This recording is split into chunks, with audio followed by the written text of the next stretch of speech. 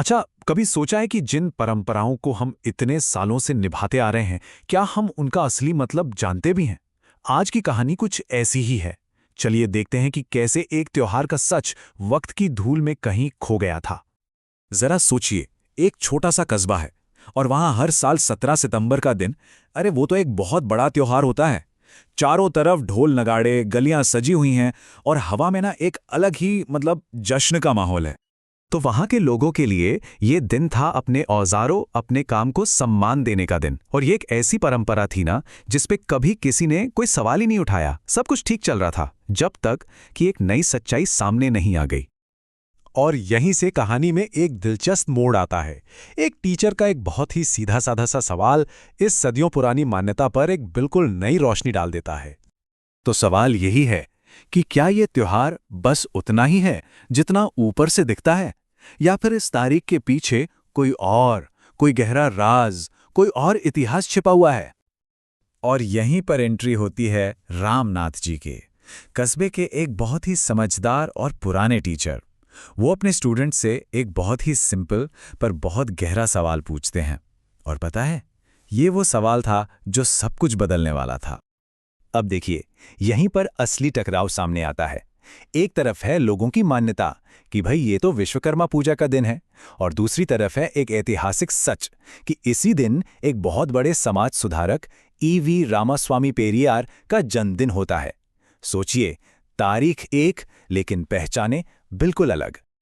तो ये पेरियार आखिर थे कौन? चलिए अब जरा आगे बढ़ते हैं और जानते हैं कि जब इनके बारे में पता चलता है तो कहानी में क्या होता है।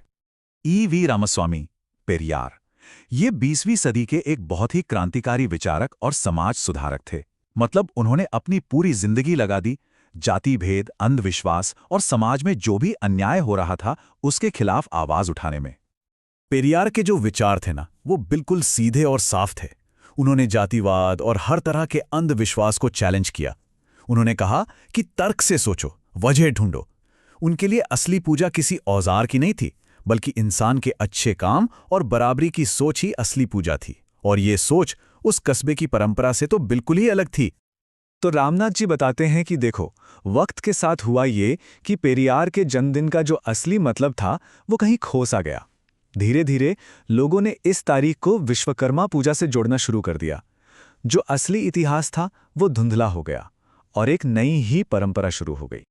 तो जब ये सच्चाई सामने आई तो कस्बे के नौजवानों ने क्या किया, उन पर इसका क्या असर हुआ, चलिए देखते हैं। जब ज्ञान मिलता है ना, तो उससे एक्शन आता है। स्टूडेंट्स ने सिर्फ इस सच को सुना ही नहीं, बल्कि फैसला किया कि इसे फैलाएंगे। उन्होंने एक पूरा प्लान बनाया कि जो सच उन्होंने सीखा है उसे पूरे गांव तक लेकर जाएंगे।